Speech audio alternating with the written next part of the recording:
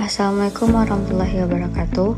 Alhamdulillah, puji syukur kita panjatkan kepada Allah Subhanahu wa Ta'ala atas segala nikmat dan kesempatan yang diberikan kepada kita hingga pada saat hari ini.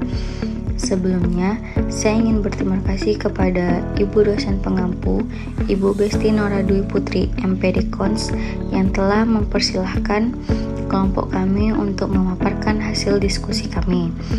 Di sini kami dari kelompok 4, saya Windy Aula Putri MPM 0073. Saya tidak sendiri, saya ditemani oleh rekan-rekan saya, Dwi Mayova, Reza Wulandari, dan Anita Asri. Baiklah, tanpa memperpanjang mukadimah, langsung saja saya masuk ke materi yang pertama, yaitu Dwi. Kepada Dwi, disilahkan. Saya akan menjelaskan materi yang pertama, itu tentang hakikat perencanaan media. Hakikat perencanaan media atau media planning adalah proses strategis dan sistematis untuk menentukan saluran komunikasi terbaik guna menyampaikan pesan iklan kepada klien sasaran secara efektif dan efisien. Ini melibatkan analisis mendalam mengenai siapa yang ditargetkan, di mana mereka berada, kapan waktu terbaik menjangkau mereka, dan berapa anggaran yang diperlukan. Ada 5 utama hakikat perencanaan media. Yang pertama itu tujuan utama, menghasilkan peluang periklanan maksimal dengan jangkauan dan frekuensi optimal serta memaksimalkan efisiensi anggaran. Yang kedua itu komponen inti atau 5M, melibatkan misi, tujuan, uang atau anggaran, pesan media atau saluran, dan pengukuran evaluasi hasil. Yang ketiga itu proses strategis, dimulai dengan analisis situasi, menetapkan tujuan, menyusun strategi, hingga evaluasi kinerja. Yang keempat itu integrasi kreatif, menyelaraskan pesan kreatif dengan media yang digunakan agar saling mendukung. Yang terakhir itu jenis media, mencakup media tradisional seperti TV, radio, hingga digital media sosial. Materi selanjutnya tentang sistematika perencanaan. Sistematika perencanaan media melibatkan rangkaian langkah strategis untuk menyampaikan pesan secara efektif, mulai dari identifikasi audiens, penetapan tujuan, pemilihan saluran, hingga evaluasi. Proses ini memastikan efisiensi anggaran dan efektivitas kampanye, yang umumnya mencangkup analisis kebutuhan, pilihan, media, produksi, dan evaluasi berkala.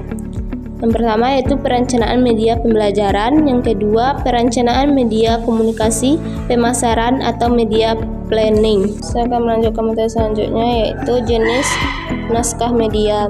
Jenis naskah media diklasifikasikan berdasarkan media penyampaiannya, meliputi naskah audio, audiovisual, cetak atau majalah atau koran, dan multimedia. Secara format, naskah dibedakan atas fiksi dan non-fiksi, serta naskah khusus seperti spreadslide dan naskah berita atau skenario lama. Yang pertama yaitu naskah audio, visual, televisi, film atau video.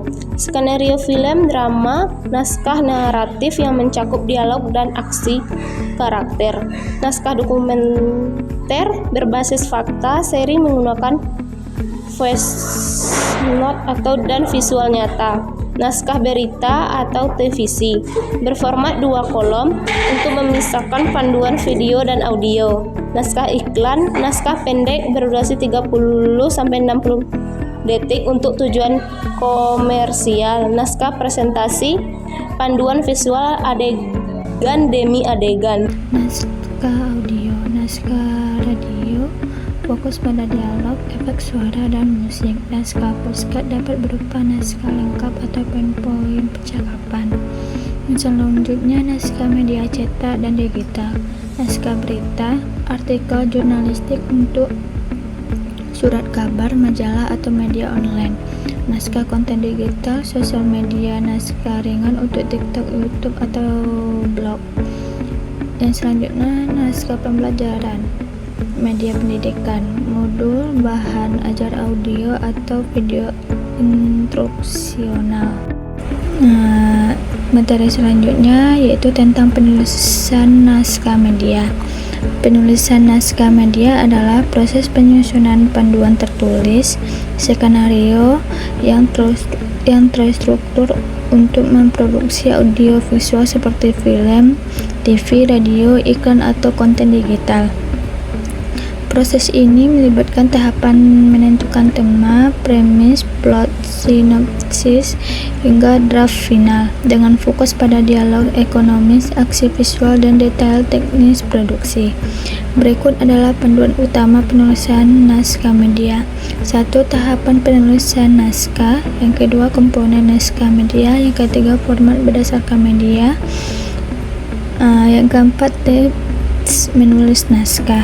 Saya akan membacakan kesimpulan dari hasil presentasi kelompok kami, yaitu tentang mendesain media bimbingan dan konseling adalah proses krusial untuk menciptakan layanan yang interaktif, menarik, dan tidak verbalistik, sehingga mempermudah penyampaian informasi dan meningkatkan partisipasi peserta didik. Media yang efektif, baik berbasis IT maupun konvensional, bertujuan merangsang pikiran dan perasaan konseli, serta mempermudah pencapaian tujuan konseli. Yang pertama itu meningkatkan efektivitas dan daya tarik. Yang kedua itu fungsi strategis. Yang ketiga itu fleksibilitas desain. Yang terakhir itu kompetensi guru BK. Mungkin hanya itu materi yang dapat kelompok kami sampaikan. Terlebih dan kurang kami mohon maaf. Saya akhiri. Wabillahi taufiq wal hidayah. Assalamualaikum warahmatullahi wabarakatuh.